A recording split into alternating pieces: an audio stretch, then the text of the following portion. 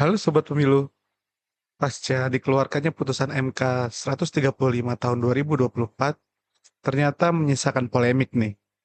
Yuk sama-sama kita bahas.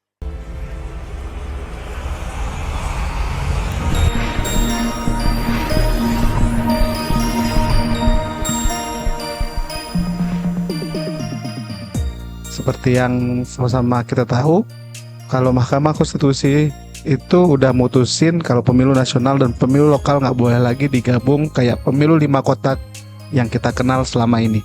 Dalam putusannya, MK mutusin kalau pemilu itu dibagi jadi pemilu nasional dan pemilu lokal. Yang mana pemilu lokal harus digelar 2 sampai 2,5 tahun setelah pemilu nasional berlangsung. MK bilang, pemisahan jadwal ini demi bikin pemilu lebih berkualitas dan lebih simpel buat pemilih. Pemilu nasional itu bagiannya memilih DPR, DPD, plus presiden dan wakil presiden. Sementara pemilu lokal mencakup DPRD provinsi, DPRD kabupaten dan kota, serta pemilihan kepala daerah, yaitunya gubernur, bupati, dan wali kota. Jadi, mulai 2029, berdasarkan putusan MK, konsep pemilu serentak versi 5 kotak itu ya resmi pamit. Tapi di sisi lain, beberapa anggota DPR langsung bereaksi nih. Misalnya, anggota DPR bilang MK agak kelewat batas nih. MK seharusnya hanya sebagai negatif legislator, alias cuma boleh bilang suatu aturan itu sesuai konstitusi atau enggak, bukan bikin aturan baru. Putusan 135 ini dianggap membuat MK kelihatan kayak positif legislator yang menciptakan norma sendiri. DPR khawatir kalau pola ini dibiarkan, hubungan antar lembaga negara bisa makin gak harmonis. DPR juga bilang, putusan ini malah bertabrakan dengan putusan MK nomor 55 tahun 2019 yang sebelumnya menyerahkan urusan keserentakan pemilu ke mereka. Belum lagi soal konsekuensi teknis. Undang-Undang Dasar 1945 pasal 22E menyatakan kalau pemilu itu dilaksanakan 5 tahun sekali. Tapi dengan pola pemisahan ini, masa jeda pilkada bisa loncat sampai 7 tahun. DPR sendiri saat ini masih bingung mau bersikap gimana. Mereka takut salah langkah dan malah melanggar aturan. Di samping itu, DPR juga menilai bahwa putusan MK ini kayak lompat pagar loh. DPR mengingatkan MK seharusnya konsisten dengan putusan 55 tahun 2019 yang bilang model keserentakan itu urusannya pembentuk undang-undang, bukan mahkamah. Kalau pemilu nasional dan daerah dipisah, DPR khawatir bakal banyak efek domino ke lembaga lain dan juga akan banyak masalah teknis penyelenggaraan pemilu nantinya. Tapi meskipun begitu, DPR tetap berkomitmen untuk melakukan revisi Undang-Undang Pemilu yang kemungkinan dimulai pada tahun 2026 nanti. Nah, sekarang gimana dari sisi partai politik nih?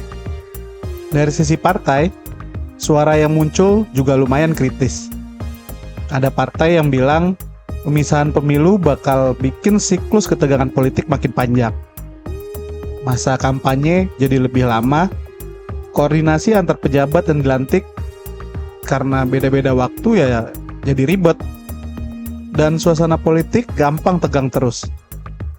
Selain itu, caleg nasional dan caleg daerah yang biasanya kompak ngegarap basis pemilih bareng sekarang harus kerja ekstra karena jalurnya nggak sinkron lagi. Imbasnya, biaya politik yang tinggi makin mungkin terjadi. Belum lagi potensi munculnya rasa federal-federalan karena dinamika politik daerah makin kuat. Meski begitu, partai tersebut bilang mereka tetap menghormati putusan MK. Mereka ngelihat dari sisi positifnya, itu pertama, pemilu jadi lebih sederhana. Yang kedua, kaderisasi partai bisa lebih tertata. Juga yang ketiga, pendekatan ke pemilih bisa lebih fokus. Lain partai politik, lain lagi Perludem. Organisasi yang emang sering banget jadi rujukan kalau udah urusan pemilu ini justru ngelihat putusan MK 135 ini sebagai titik terang.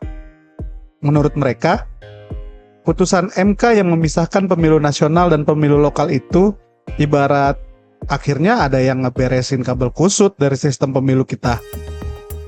Perludem bilang, ini tuh urusan penting banget buat ngejawab kerumitan pemilu kita selama ini.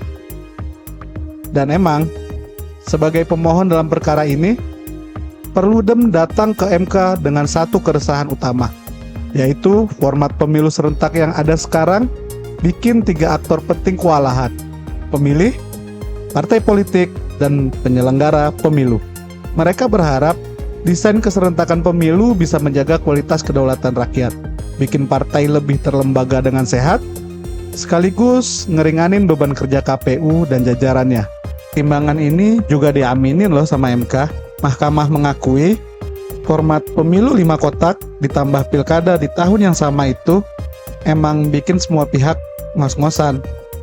Di samping itu, Perludem juga berpendapat jika putusan ini bukan keluar jalur.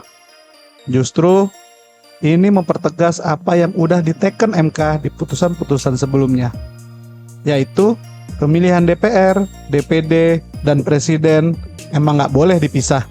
Dan sekarang, lewat putusan 135, MK ngasih kepastian tambahan. Pemilihan DPRD dan pemilihan kepala daerah juga harus digelar serentak di level provinsi, kabupaten, dan kota. Perludem mengamini soal putusan MK 55 tahun 2019 yang dulu ngasih 6 pilihan model keserentakan pemilu. Waktu itu, MK menyerahkan keputusan ke DPR dan pemerintah. Tapi 5 tahun berlalu, Undang-Undang Pemilu belum juga direvisi. Di putusan 135 ini, MK akhirnya ngambil sikap. Mahkamah menilai dari 6 opsi yang pernah disusun, pilihan yang masuk akal dan paling cocok sama kondisi nyata di lapangan adalah pemisahan antara pemilu nasional dan pemilu lokal. Nah, gimana nih menurut Sobat Pemilu? Apakah MK ngelewatin batas kewenangannya sebagai negatif legislator? Atau MK emang berwenang buat mutusin kalau pemilu itu dibagi jadi pemilu nasional dan pemilu lokal? Tulis di komentar ya.